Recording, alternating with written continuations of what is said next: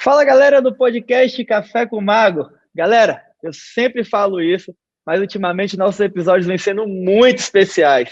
Eu estou recebendo hoje no Café com Mago, que é a Diana Bocara e o Léo Longo, do Couple of Things, que estão nessa vida nômade desde 2015. E o mais legal, eles mostram que é possível unir vida nômade e trabalho. Afinal, até a série na Amazon e na Globoplay, essa experiência já rendeu. Pessoal, sejam muito bem-vindos. Muito obrigada, Rodrigo, pelo convite. A gente está muito feliz de dividir um pouquinho da nossa história, dos nossos desafios e aprendizados com vocês. E obrigado pelo bacana, hein? Casal bacana. Gostamos dessa. É o jeito baiano de falar. Obrigado mesmo. Obrigado pelo convite. Eu adorei a intro, inclusive. Você foi, assim, sucintamente eficiente em tudo que você disse e acertou 100%. Adorei, maravilhoso.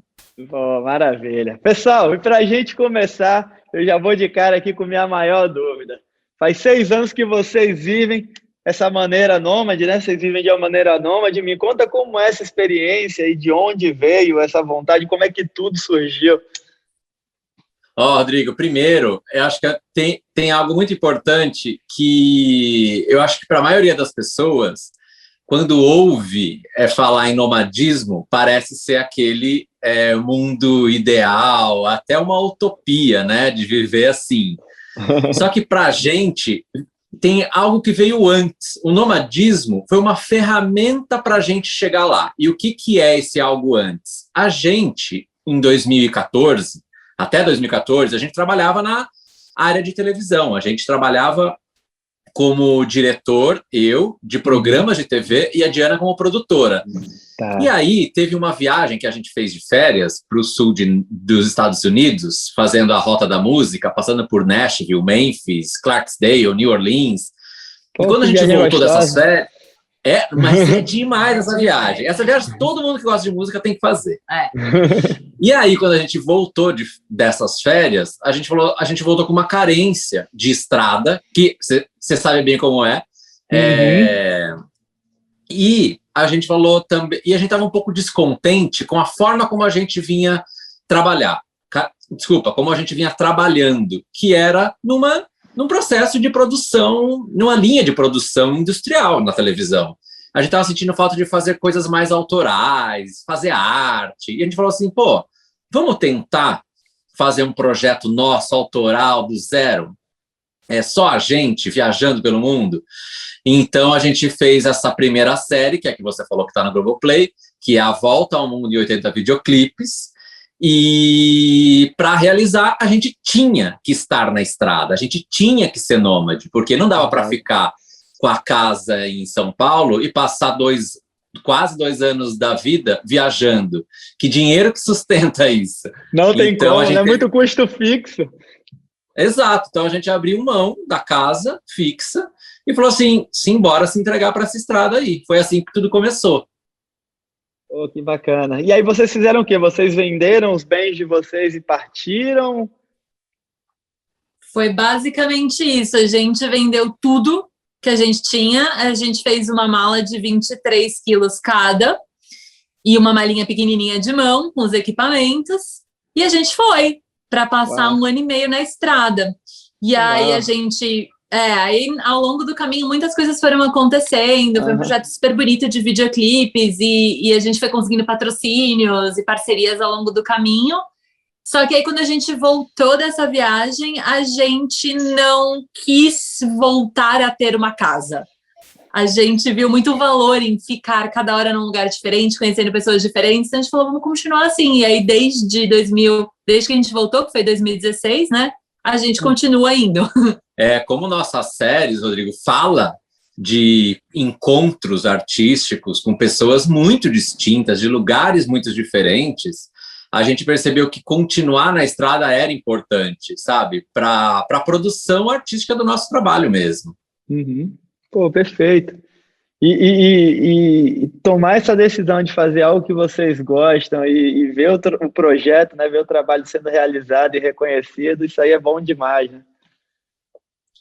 Pra gente foi foram vários passinhos, assim, sabe? Foi a vida que estava mudando, foi o trabalho que mudou, foi um monte de coisas que a gente foi descobrindo no caminho como fazer, porque a gente não sabia fazer as coisas, né? Uhum. A gente também nunca tinha vivido de forma itinerante, então é um monte de aprendizado tudo ao mesmo tempo.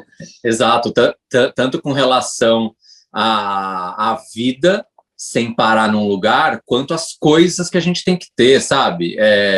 Será que temos muita coisa para viajar? Será que tem pouca? Será que vai faltar? Será que a gente vai... Passar frio, passar calor? Esse tipo de coisa, porque junto com o nomadismo, né, também vem essa questão. Temos que ser minimalistas, porque as coisas têm que caber nas nossas mãos. Assim, se a gente não consegue levar nossas coisas, a gente não tem carro. A gente não é o tipo do nômade que vive em barco. Então, a gente vive com as malas nossas. Então, também tem isso. Se não dá para carregar, um beijo, tchau. Porque não tem como ter. E como é que vocês se planejam hoje com essa questão do minimalista? Já tem um padrão definido do que precisa? Vocês fizeram um planejamento antes em relação a isso? Ou simplesmente foi, ao longo da viagem, foi encontrando o que é que realmente era necessário e o que é que não era? Menino, isso muda, tipo, de mês em mês. Tem mês que eu falo assim, nossa, aqui eu tenho muita coisa, não quero mais nada. Aí, no mês seguinte, eu falo, meu Deus, eu tô com muito frio, preciso de mais casaco. Então, assim, e aí a gente vai mudando, né, como pessoa. Então, por exemplo, agora eu pratico yoga. Nunca tinha feito yoga na minha vida. Então, agora eu levo para cima e para baixo um tapetinho. Perfeito. Jamais imaginei que eu ia ser esse tipo de pessoa, porém sou, né? Mas a gente tem algumas coisas que a gente, dentro das nossas coisas que a gente sempre leva, né? Que são os nossos equipamentos, né, as câmeras que a gente filma, os computadores, microfone e tal, que é pouca coisa, é coisa compacta, que cabe numa malinha de mão. Aí, roupas para sobreviver, independente de onde a gente vá.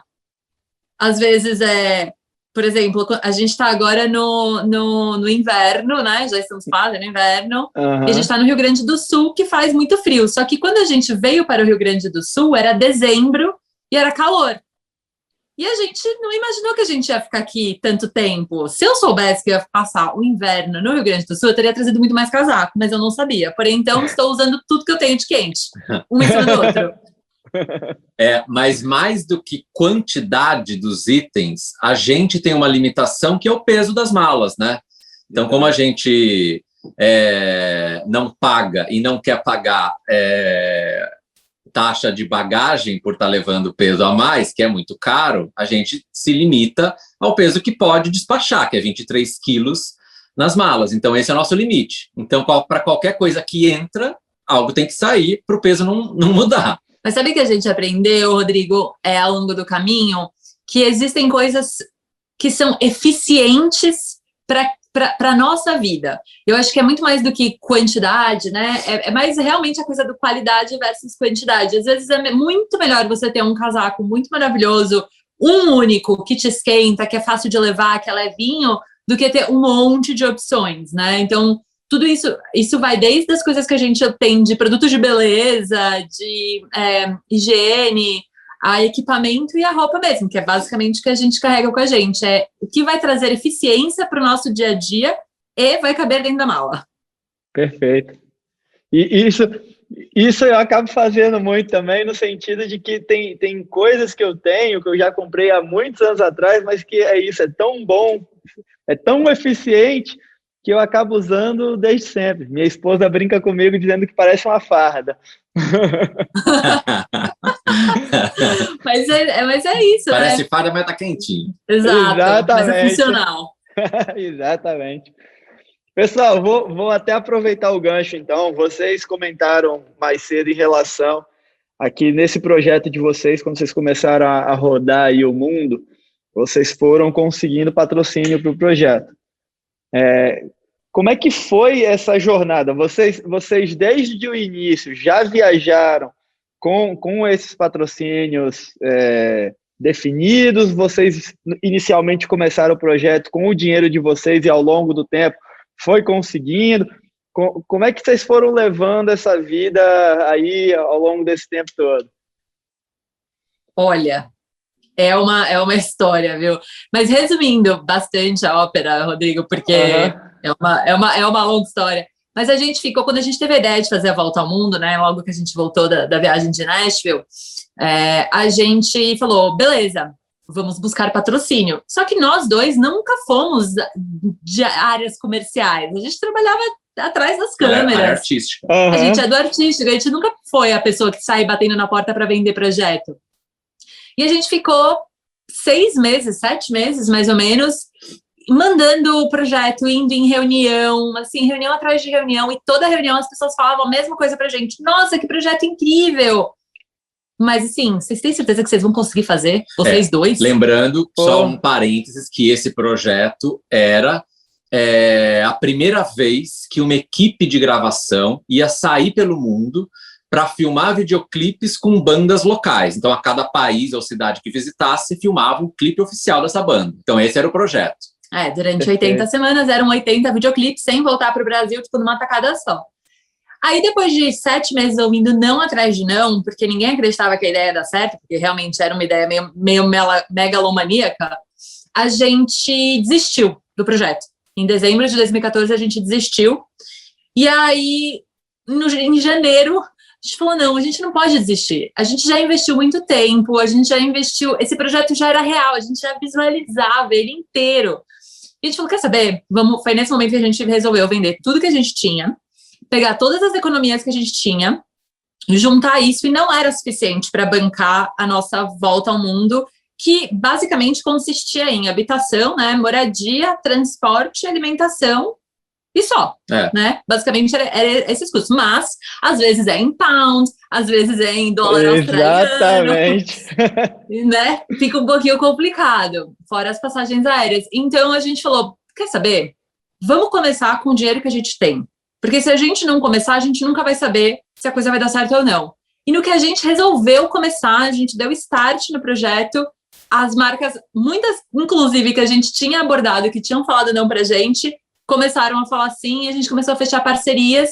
Então, assim, boa parte do projeto foi a gente que bancou, mas sei lá, 40% dele a gente conseguiu ou parceria, ou permuta, ou investimento mesmo. Exato. Então, assim, deu certo, né? Então, como dá certo, a gente costuma falar assim, nossa, que coragem, né? Que foi. Agora, se tivesse dado errado, a gente estaria falando assim, que irresponsáveis, né? Que teimosia. Mas acabou dando certo, e eu acho que essas marcas que a Diana falou, que depois da gente ter vendido tudo e ter falado assim, vamos fazer primeiro, vamos ver onde a gente consegue chegar com o que a gente tem. Eu acho que as marcas, na verdade, viram valor nisso, sabe? Falaram assim, pô, se eles estão se entregando assim, a coisa vai acontecer. Então a gente sentiu muito que teve essa chave, assim, nada teria acontecido se a gente também não tivesse se entregado. Exatamente, mas é aquela história, né? Vocês acreditavam naquilo, por mais que as pessoas, como você falou, chama de louco, mas a pessoa ela é louca enquanto não colocou aquilo em prática e mostrou que aquilo ali dá para fazer e é real. E da mesma forma, essa questão da coragem e responsabilidade. Isso eu tomo como lição para a minha vida também, porque eu tive muita mudança na minha vida, que quando deu certo, eu fui inovador. Quando deu errado, eu fui irresponsável. É exatamente isso, exatamente. Estamos bem, assim, na mesma sintonia, porque para quem vê de fora, né, só vê ou os louros, né? Ou as coisas ruins que aconteceram. Então... O que, na verdade, é uma grande besteira, porque a gente tem que olhar que tudo isso faz parte da jornada, né? A gente só chega até aqui porque errou também. Exatamente. A experiência que leva a isso, né?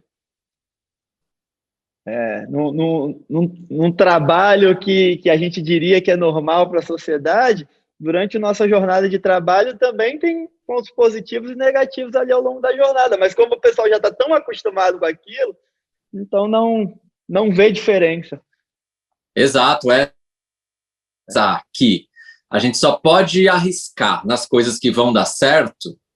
Aí a gente quase não faz nada, né? Aí não tem surpresa, não tem descoberta, porque é tudo fácil de prever. E, na verdade, eu acho que quando a gente se predispõe a a viver o inesperado, a viver essas coisas imprevisíveis, tá aí muito do charme da vida e dos trabalhos que a gente tenta fazer da vida. Acho que a vida itinerante, ela é basicamente isso. Você nunca sabe o dia seguinte. Exato. Exatamente. Perfeito. Vocês resumiram o que realmente o pessoal precisa saber. E, galera, seguindo aí essa linha das viagens, vocês passaram essas 80 semanas no projeto. Eu queria saber quantos lugares, né, quantos países vocês já visitaram aí ao longo desse trabalho. Olha, na Volta ao Mundo em 80 videoclipes, foram 22 países, contando o Brasil. Aí, depois do videoclipe, depois da Volta ao Mundo, a gente fez um projeto no Brasil, que a gente rodou o Brasil, que é a série Videoclippers, que também tá passando agora no Busy, no Multishow, e tá no Globoplay. Mas a lista continua com 22 países, porque o Brasil a gente já tinha feito na Volta ao Mundo. Aí depois a gente fez um projeto por todos os países sul-americanos, que esse projeto não foi ao ar. Então, nesse projeto a gente visitou 6 novos países. Então, a lista foi para 28. E aí, durante o Arif Collab, que é essa série que você comentou que está no Amazon Prime Video, a gente visitou 8 países, mas 2 países a gente já tinha visitado. Então, põe mais 6 nessa conta, dá 34. Perfeito. É isso? Você acertou na conta? Boa. Eu já me perdi. Começou a falar muito número, eu já me perdi. Já embaralhou na matemática. Pessoal, eu sei que deve ser difícil, porque cada um deve ter uma experiência diferente, mas tem algum lugar assim que vocês carregam? Toda vez que alguém pergunta para vocês qual foi o melhor lugar, ou qual foi a maior experiência, tem algum lugar de fato que vocês carregam com vocês assim? Tem, claro que tem. A gente vive pensando nisso. E eu acho que cada hora que a gente pensa, esse país predileto muda. Porque às vezes a fase que a gente está vivendo tá de um jeito que a gente sente saudade daquele lugar específico, daquelas pessoas. Isso é uma coisa legal, importante de falar, que as nossas relações com os países, ou com as cidades, ou com os lugares que a gente visita, está atrelado diretamente com pessoas. Porque quando a gente visita uma cidade, a gente não visita para explorar os pontos turísticos ou a culinária local. Então, a gente sempre vai para criar colaborações artísticas com pessoas. Então, se a experiência com as pessoas foi muito mágica e muito especial, esse lugar a gente guarda com carinho no coração. Diana fala uma, eu falo outra, vai? Nossa, é muito difícil. Sabe uma coisa que a gente faz muito, muito? Como a gente já morou em muitas casas ao longo desse tempo todo, às vezes a gente está sentado e fala assim, que casa você queria estar agora?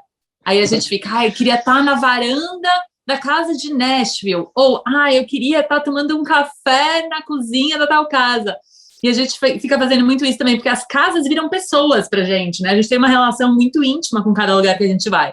Mas olha, eu tenho um grande amor pela Austrália. A gente morou em Melbourne, quando a gente estava fazendo a Volta ao Mundo em 80 videoclipes. Eu passei meu aniversário de 30 anos lá, foi maravilhoso, foi inesquecível.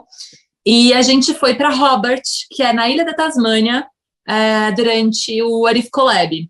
E foram 2 lugares, assim, muito especiais, com pessoas muito queridas, uma vibe muito boa. Assim, eu me vejo, inclusive, né? Vamos falar no presente. Eu me vejo morando na Austrália, porque assim, é muito gostoso para mim. E eu vou citar Bogotá, na Colômbia. Esse é um lugar que, para mim, é a essência da latinidade, sabe?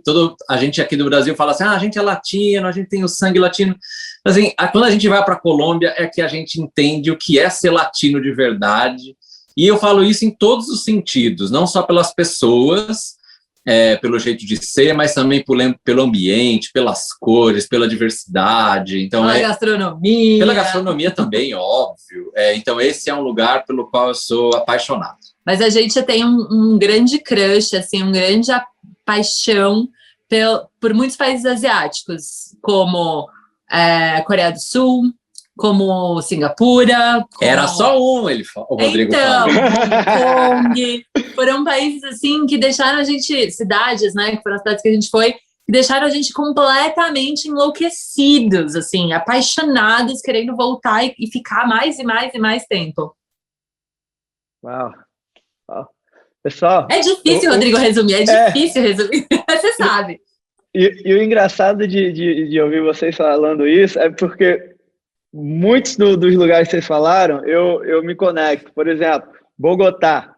Bogotá foi uma viagem que eu fiz uma viagem para a Colômbia sozinho, onde as pessoas me perguntavam, ué, você vai para a Colômbia e não vai para Cartagena, não vai para San Andrés? Falei, não, eu vou para Bogotá, vou para Medellín, eu vou conhecer algo totalmente diferente e que eu amei e recomendo para cada um.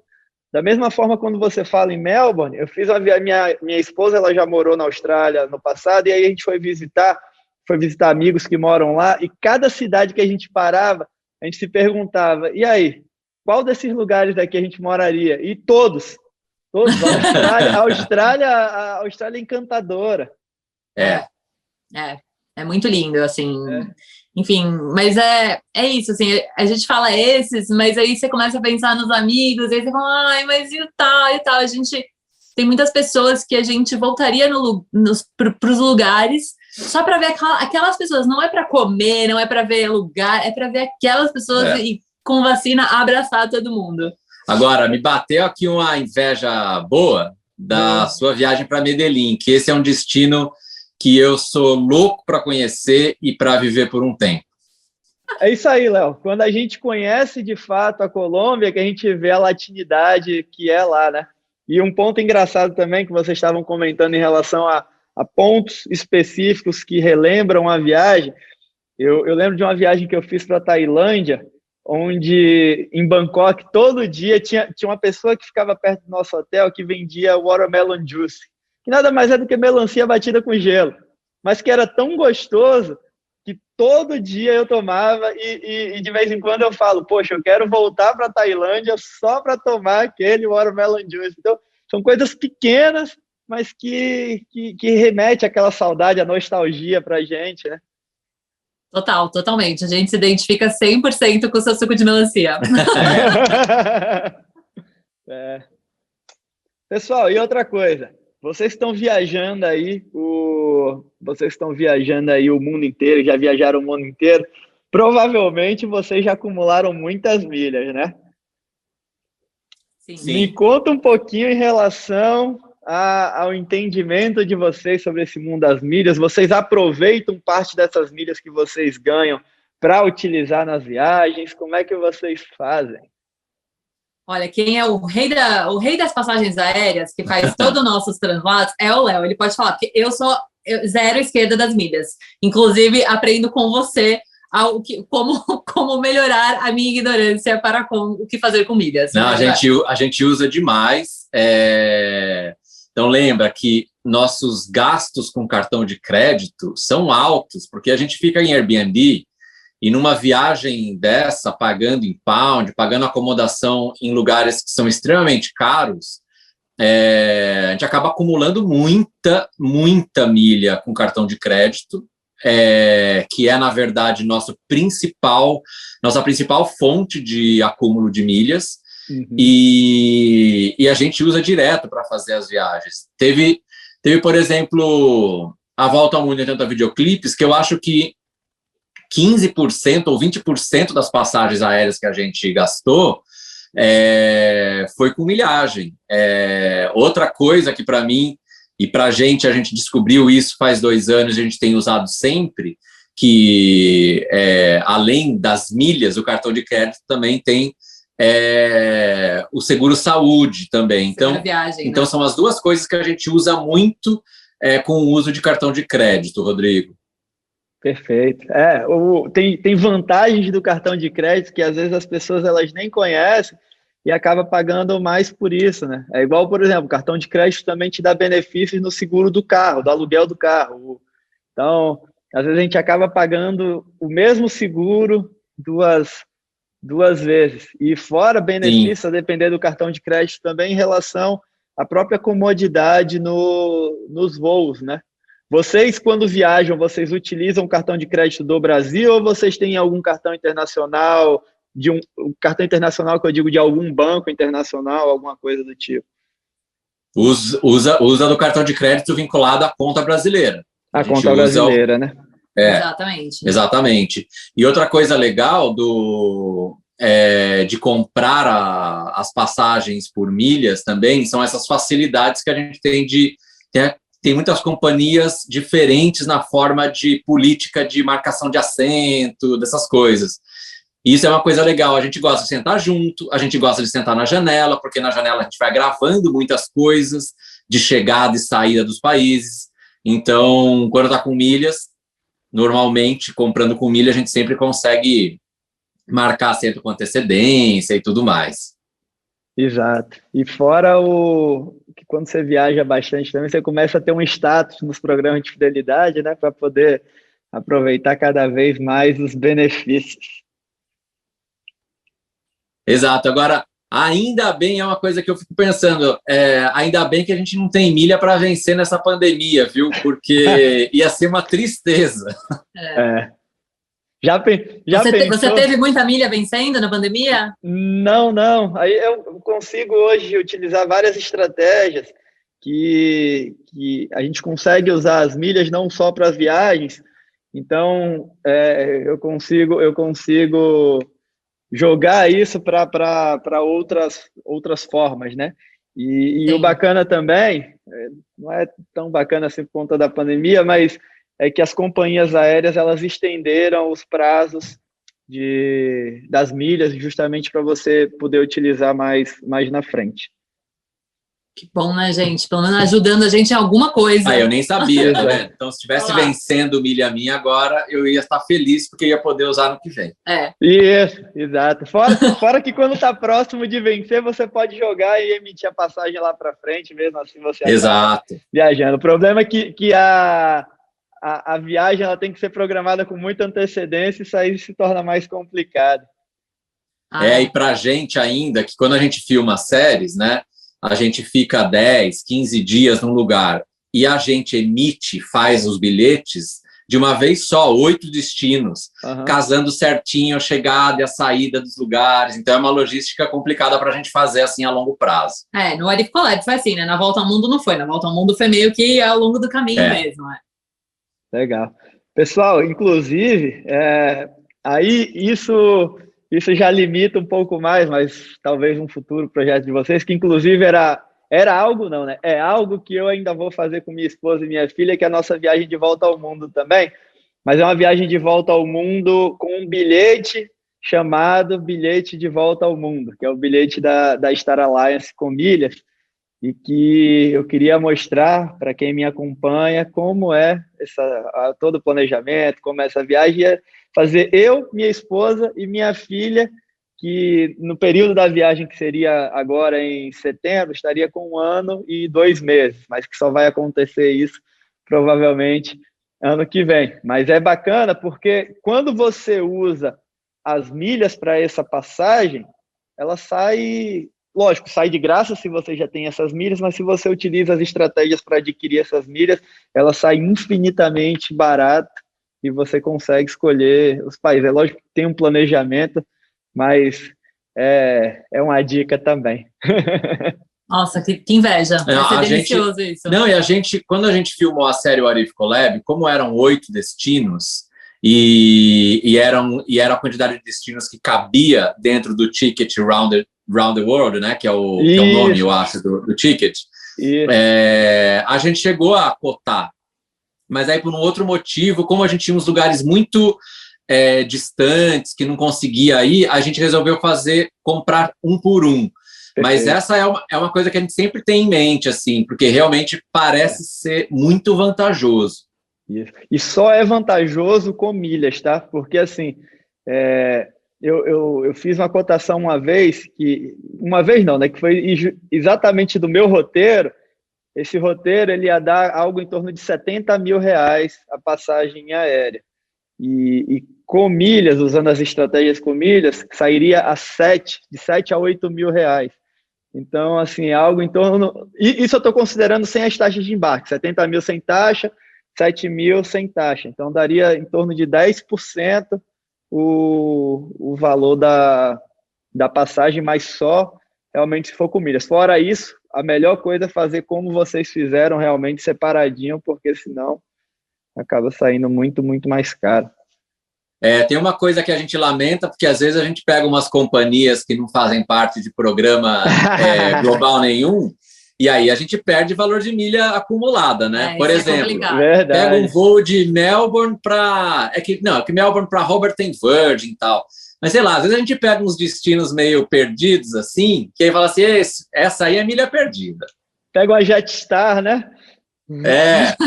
Exato. É isso aí. Pessoal, voltando um pouquinho ao projeto de vocês, eu assisti o TED de vocês, muito legal, e para aqueles que estão escutando a gente aqui, que estão assistindo a gente, recomendo fortemente que vejam o TED deles, porque é bem legal.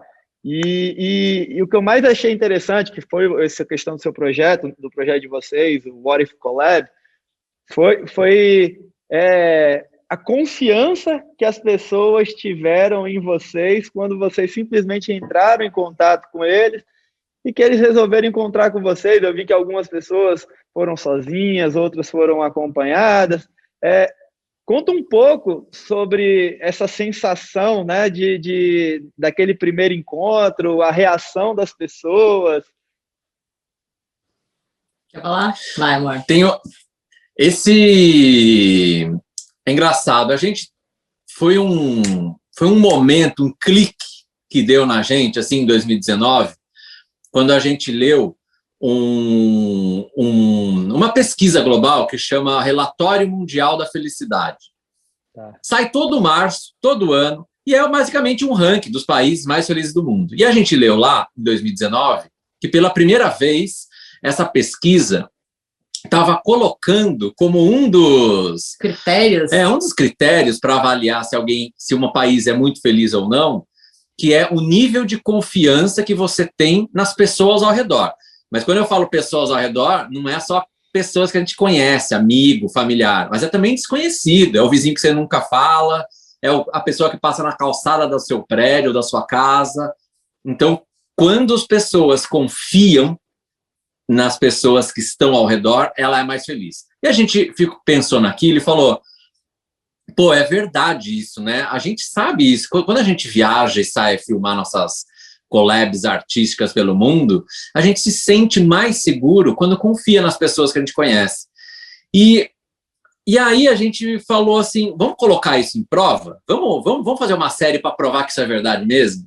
Independente do país, independente se está no topo do relatório mundial da felicidade, né? Como, por exemplo, a Dinamarca, ou se é um país que está bem abaixo, como Santo Domingo, ou mesmo o Brasil, ou África do Sul, né? Que foram alguns países que a gente foi. A gente falou, vamos testar, vamos ver como que vai ser. E aí a gente criou uma série que se chama What If Collab, para literalmente, né? A gente fala no início dos episódios, a gente saiu para visitar 8 cidades que a gente nunca foi, para se conectar com pessoas que a gente nunca viu, para criar uma collab artística junto em 7 dias. Então não é que ainda tinha muito tempo para você ficar fazendo amizade ali, era tipo um relógio correndo contra a gente. Exato, e eu acho que a experiência, se foi bem sucedida ou não, eu espero aí que quem estiver ouvindo vá assistir para saber se deu. Mas eu acho que, para mim, foi uma experiência muito bem sucedida, acho que para a Diana também, principalmente porque a gente decidiu se encontrar com essas pessoas de uma maneira muito bonita, porque a gente escolheu a arte para se conectar. E quando, seja artista ou não, ele vê que alguém quer se juntar para fazer arte, e arte é uma coisa tão afetiva, tão bonita, tão... universal, né? E eu acho que é tão humana, sabe? Que essas pessoas falaram assim, cara, que bonito isso, acho que eu quero fazer parte disso. E era isso mais ou menos que a gente ouvia quase de todo mundo, sabe? Mas claro que tiveram... E é engraçado, assim, porque em alguns lugares as pessoas respondiam pra gente muito de bate-pronto, tipo, claro, vamos, quero, adorei. em alguns lugares as pessoas ficavam um pouco receosas ou desconfiadas ou não entendiam muito bem, né? Então, dependia muito, claro, da pessoa, mas também do ambiente que ela está inserida, né? Se você vai para um lugar onde ninguém confia em ninguém, óbvio que você vai ficar com o pé atrás, mas se você vai num lugar onde você se sente seguro, você vai logo se abrir. Então, a gente teve experiências muito diferentes em cada uma das 8 cidades que a gente visitou, mas até nas que inicialmente eram um pouquinho mais frias, depois de poucos minutos, sabe, já estava abraçando, já estava, assim, tomando uma cerveja junto, ou tomando um café. Então, é aquele primeiro momento, sabe? Aquela troca de olhar, tipo, tá, vocês existem mesmo, né? Não é um spam, não é, sei lá, um robozinho. Tipo, vocês existem, nossa, ótimo. Ok, agora a gente pode ser amigo. E eu acho que quando a gente abaixa os escudos, sabe? Joga as armas fora e fica transparente ali, as pessoas olhavam pra gente e falavam assim, caramba, eles vieram mesmo, tem uma câmera na mão e eles estão aqui na rua da minha casa querendo fazer uma coisa comigo. E acho que as pessoas se surpreendiam. E foi bem bonito, assim. A gente acha que foi marcante na nossa vida. Foi realmente a gente pôde provar, assim, que literalmente quando você aborda uma pessoa na rua, que aconteceu com a gente, você pode virar amigo dessa pessoa, rapidamente. Dependendo do seu propósito, se você tem um bom né, um intuito positivo, você consegue criar uma relação de confiança e de amizade rapidamente. E é muito bonito ver nascendo, sabe? Tipo, 2 pessoas que não se conhecem, de repente você vê tipo, um elo sendo criado. É muito bonito, é quase visível. É o calor do brasileiro, né? O calor do povo brasileiro com a galera aí ao redor do mundo, e aí aquela conexão de interesses mútuos, né? Não é nem de interesse, é de coisas que realmente se conectam. Então... Não, eu até acho que é interesse sim, porque todo mundo está interessado em ser feliz, todo mundo está interessado em se divertir. É interesse sim. Não, o que eu quis dizer é verdade. Você está 100% certo. É como se fosse o match. Exatamente. Né? Pô, bacana. E, pessoal, outra coisa em relação a todo esse tempo aí que vocês estão viajando ao redor do mundo, etc., para as pessoas que querem também levar essa vida nômade, né? Eu acredito que sejam vários perrengues também durante esse período, né? E aí, 2 coisas que eu queria perguntar para vocês. Uma vocês já passaram muito perrengue, tem algum marcante? E a outra essas pessoas que querem seguir um caminho nessa linha também. O que é que essa pessoa ela precisa ter em mente, as características que ela precisa ter, né? Eu sei que adaptabilidade, resiliência é algo que é fundamental, então, para poder entender com vocês. Olha, a gente pode fazer abrir um novo episódio só para a gente falar de perrengues de viagem, porque viver na estrada e ainda mais cada hora num lugar diferente, tudo pode acontecer, né? Você não está dentro da sua casa onde você tem mínimo controle, né? Se você for realmente parar para pensar, mas você tem basicamente a noção de que você tem controle sobre as coisas. E aí, quando você está à deriva, basicamente, né? Contando com a ajuda de pessoas que você não conhece, porque geralmente a gente chega no país e a gente não conhece ninguém, a gente não fala o idioma, a gente chega na casa, né, num Airbnb, na casa de um host, que também nunca viu a gente na frente, e a gente depende daquela pessoa. Então, assim, já teve, por exemplo, no Egito, o nosso banheiro, a gente estava no Airbnb, o banheiro explodiu e alagou a casa inteirinha. E a gente entrou no Egito, a gente não sabia nem o que fazer, para onde gritar, como pedir ajuda. E a gente foi pegando todas as toalhas e tudo que existia na casa para tentar limpar, porque era chão de taco. Assim, foi um desespero. E não é porque a gente não tem casa que a gente não cuida das casas, sabe? Quando a gente está numa casa, a gente tem responsabilidade sobre ela. Então, também essa história de nomadismo também ensina isso para a gente. Onde a gente está, é nossa casa, a gente tem que cuidar.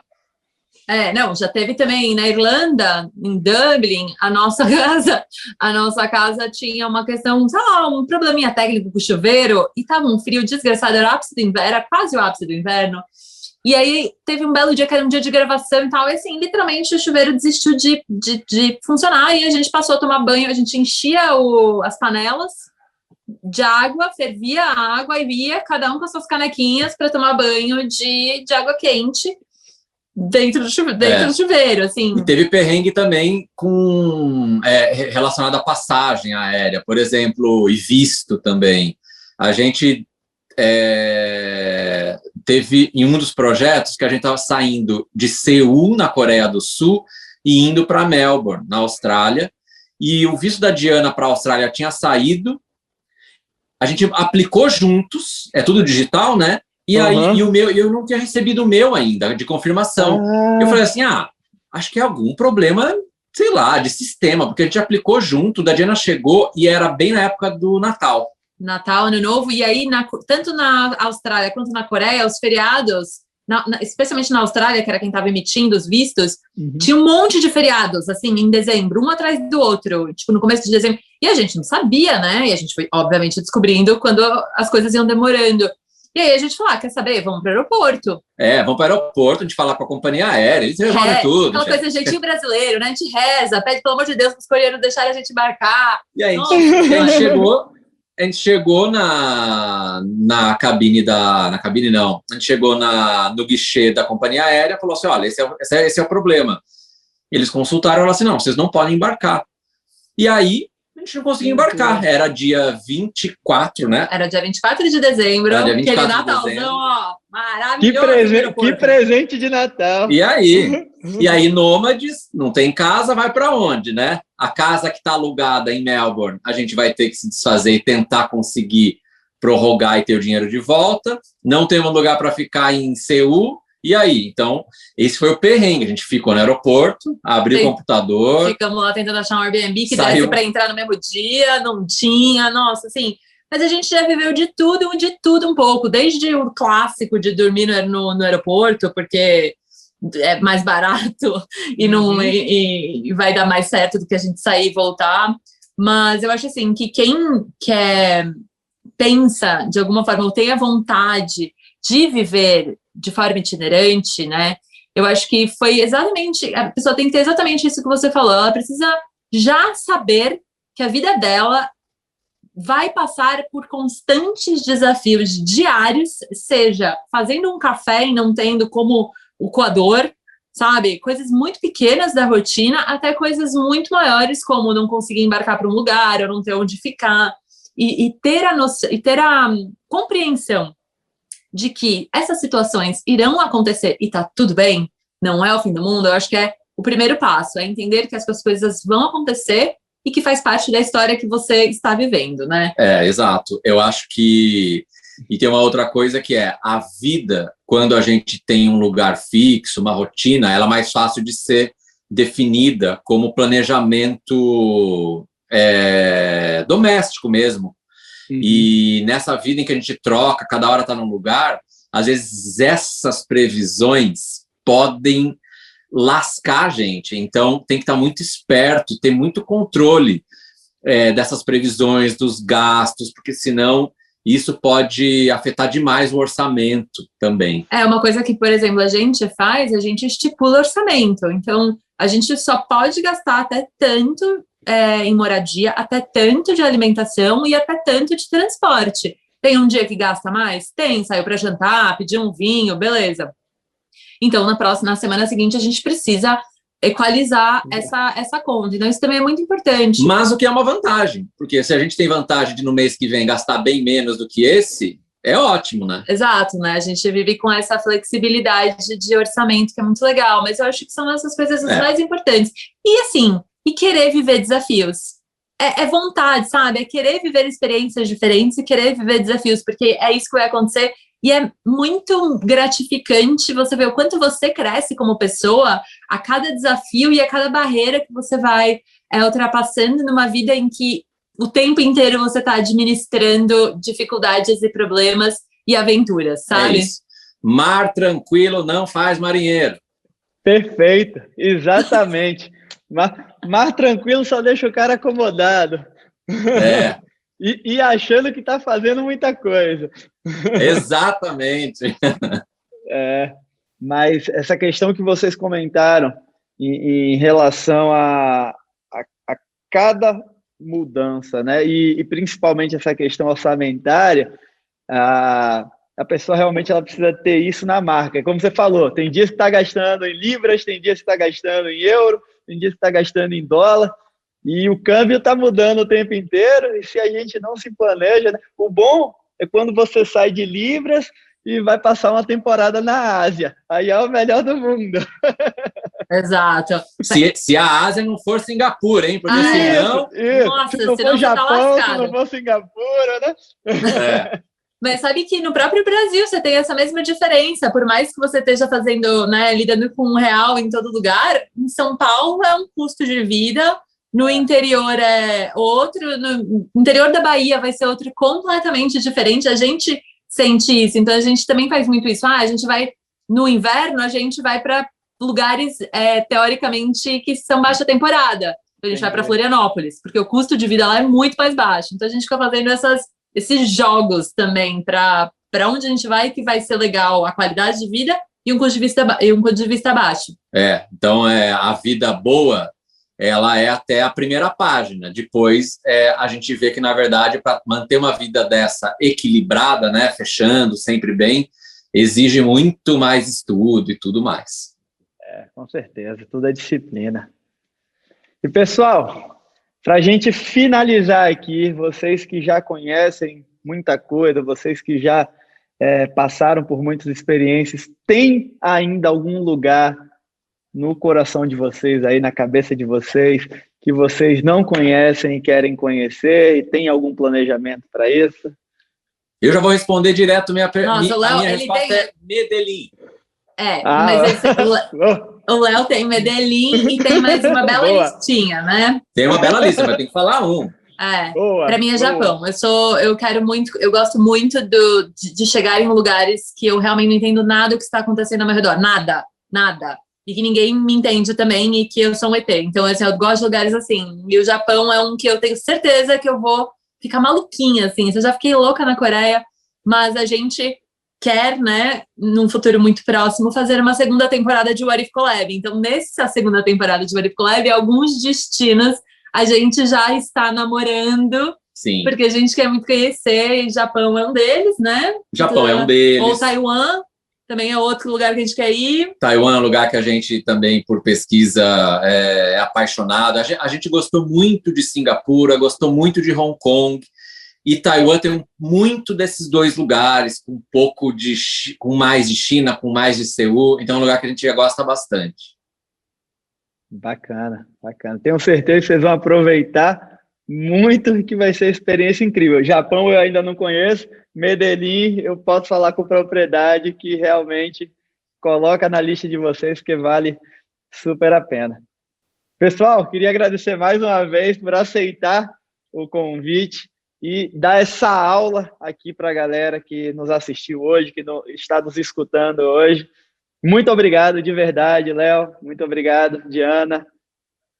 Imagina, gente. Obrigada a você pelo convite. Obrigada a todos vocês que estão nos ouvindo agora. Para a gente é um prazer poder dividir um pouquinho das coisas que a gente vem aprendendo com mais gente e poder também instigar as pessoas a repensar a forma de viver e, quem sabe, né, embarcar em novas aventuras, porque faz muito bem. E, Rodrigo, obrigado por deixar a gente tão à vontade, com tanta sensibilidade e bom humor, viu? Muito obrigado. Pessoal, esse foi mais um Café com Mago. Para mais episódios bons como esse, que aqui é uma aula que esse casal, como eu falei, esse casal bacana, deu para vocês conferem aí no podcast Café com Mago. Um grande abraço a todos.